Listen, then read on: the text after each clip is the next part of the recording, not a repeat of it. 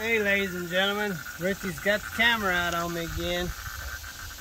So I had another air conditioner pump grenade on me this last weekend, and you gotta watch out for Richie and stuff on everything. So that's not very nice. We got some big plug hoppers. So anyway, so yeah, first the AP unit quit on me. The AC did.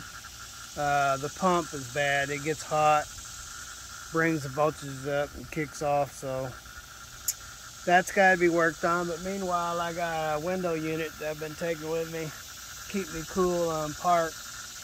But it's small and it doesn't really keep the. I mean, with this black truck and it's 100 degrees outside and the sun's beating down, I got to start up the truck to kind of equal everything out. So that's what I was doing last weekend, sitting there idling, and last year I spent $1,700 rebuilding this whole AC unit. That's new fans, new hoses, new valves, you name it. The sleeper, the truck. So anyway, it decided to quit, and so there it is, and the unit is now 3 times the amount. Let's see, I paid I believe I paid $151. I could be wrong, but I believe I paid $151 for that last year, and this year it's with that and the belt was $500. They charged me $60 for the belt. For a 50-cent belt? You called it a 50-cent belt? Yeah, a 5-cent belt. So anyway. So this is Saturday, August the 6th. The unit changed out, and I've flushed the unit. I have been getting fragmented steel out of there. So that's not good. But I run some cleaner through it 2 or 3 times. I just noticed that my oil was getting low. What is that thing down there? So I'm going to have to set that up and go get some more oil. What is that? Anyway, so I just noticed that the oil is low on that. I guess it's getting hot. It's been running. I've been using it for hours. But what is it? Well, for the 3rd time, that's a vacuum unit. That is a vacuum unit. That's what vacuums the system down. And so what you do, back up please. What you do is you hook this vacuum unit up in there, and it sucks all of the moisture or anything out of it. So like you buy this flush stuff that you run through the system, and you can flush it all out, and it will run down there and get caught up in the oil. So it cleans the system. Not only that, it gets the moisture out of the system. So you don't want moisture, you don't want any kind of debris or anything out of your system. So this will help clean the unit. I had pulled the valve stem out, make sure that it had no obstructions, and so everything is everything's look. I didn't get the valve out of this one though, but it's pulling from this side, so I don't know why I would have to worry about getting the valve out on that one. But anyway, so it pulls on this one side, so meaning that I shouldn't have to get the valve out on that one. But I took the needle valve out on that, and I've flushed it 2-3 times. This last time it was looking pretty good, but now I noticed that it's using my oil, so I got to stop and get some more oil. They make a specific kind of oil for this vacuum here. It doesn't tell you what kind it is. Grabby Ruthie there. It just says vacuum oil. It doesn't tell you what grade it is, who made it, what product it is, or anything. So I'll have to call up O'Reilly's and see what they got for vacuum oil, because I don't want to burn that unit up. I spent some money buying it, and it's probably 10 times more because of the old Biden. Oh, Biden. And so, but anyway, everything is set up. I just got to get me some more oil, vacuum the system down. I want to completely vacuum down. I'm going to start off. Normally you only need 1 can, but since this has got a sleeper on it, I'm going to put 2 cans of oil in it, and then I'll have to do the math on the weight. It takes 3 pounds and 7 ounces. So each one of these is 16 ounces is a pound. So I'll have to do 3 of these, and 2 of those should get me pretty darn close to 3 pounds and 7 ounces. So, oh looky. What's it doing? It's flushing.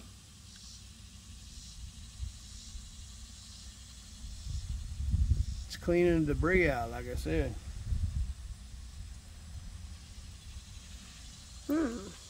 So, anywho,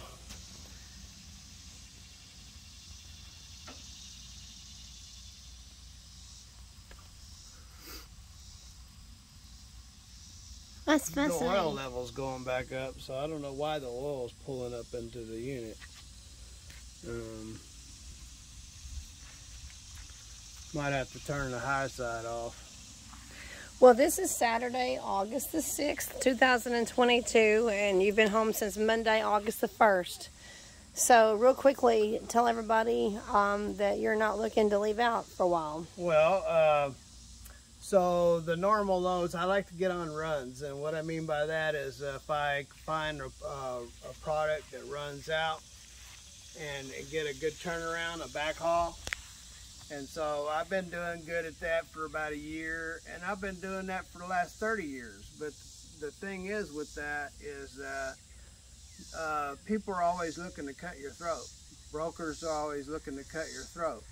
That's why you always have to pay attention to what you're saying, because even though you're not thinking about it, but people are listening, and they want to know what you're hauling so they can cut your throat.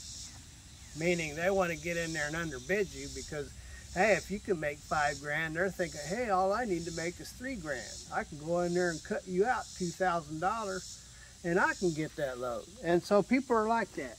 So anyway, over the years, I've lost many of the loads that I've hauled, but I get on these runs, and I'll put together a run where I can make money going out and money coming back.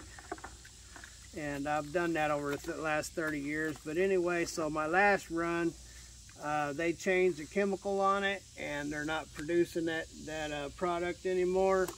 And not only that, Dow Chemicals and DuPont have decided that they wanted to allow different brokers in to get the rates down, and they have brought the rates down over $2,000.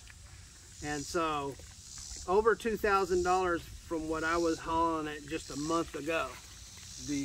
So when you do the math on that, I'm losing $1,000 going out and $2,000 coming back. That's over $3,000 I'm losing on a run, and not to mention that I'm paying $533 more on fuel going out, and the run coming back is probably, if I remember right, it was costing me $900 more to do the route. So going on the backhaul. So that's 3, 5, 9. That's $1,450 plus the 3. So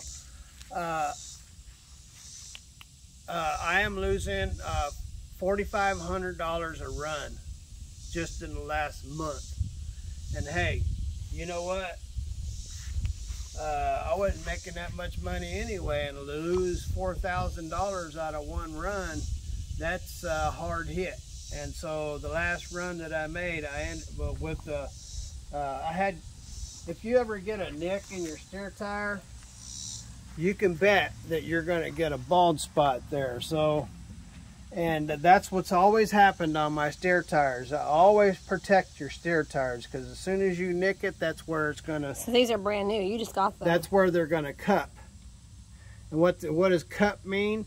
Means it's going to get a divot. It's just going to wear right there. So anyway, those tires that I had on here were only like 6 months old. There was lots of beautiful tread on both tires, but there was a cup where it had got a nick in it, and I don't know where it got the nick. I try to protect my tires, but it got a nick and it cupped, and it was about ready to blow out, and it was shaking my truck real bad. And so I paid $900 for those Firestones, these Firestones here cost me, they were $1,500, but the guys were really nice to me and everything. And so they gave me every rebate they could and got it down $1,300. So these tires cost me $1,300. The air conditioner, it's cost me $500, plus there's $100 for that stuff. And so that's $600. And then, and my AP unit. And so that's just it, you know. So here I'm losing $4,000. And the brokerage companies and these people that are putting this stuff on trucks think that the truck driver can handle that much of a fall on our rates. But these things are expensive, and since the old Biden administration, they've tripled. And so they think that they can take our rates back down, but it's not going to work, because it costs more now to operate these trucks up and down the road than it ever has. So they could go ahead and bring down the rates, but all they're going to do is put people out of business. And then they'll be in the same boat like they always do, because they're always playing this crap. Every other administration does this stuff.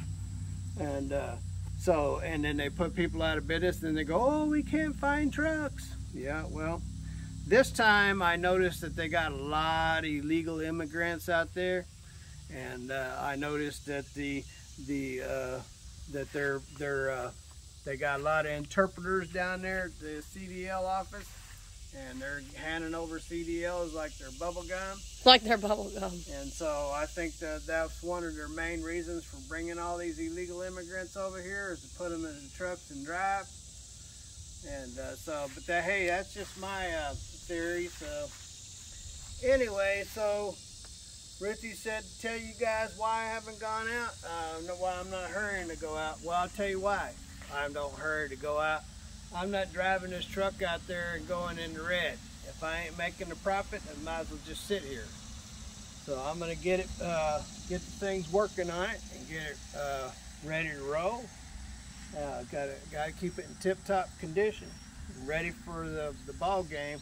Anytime it's time to get up and bat, I gotta get up and go. So it's ready. I mean, it's getting ready.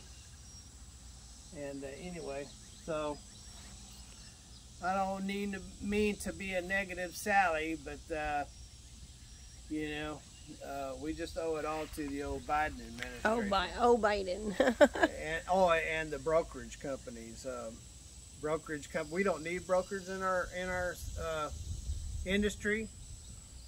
Let's put it this way: why do we need somebody to speak in our behalf? And why do shipping companies need somebody to speak in their behalf? We're all grown people, and we all know how to talk to one another. Why do we need somebody to speak in our behalf? And the broker, that's all they do. They're just the middleman, and they get a hold of the money, and it never gets to where it's got to go. So they're taking the money and lying to the shipper and saying, hey, they need blah, blah, blah, blah, blah. And then the trucker goes to get the money, and it's like, oh, well, they won't do that, da-da-da-da-da. And so they're lying both ways. All I can say is the two qualifications to be a freight broker is to be a liar and a thief. And there are some good ones out there. Just like anything in life, there's some good ones out there, and if you guys find one, you better grab a hold of them and hold on to them. You've got one named Lisa. Yes, I do, and I'm not going to tell anybody who she is, because if I do, they'll be cutting my throat to get to her. But you're thankful for her. Yes, I am. Anyway, ladies and gentlemen, so that's what's going on with Big Belly. Have a wonderful day, wherever you are. God bless. Have lots of fun, and later.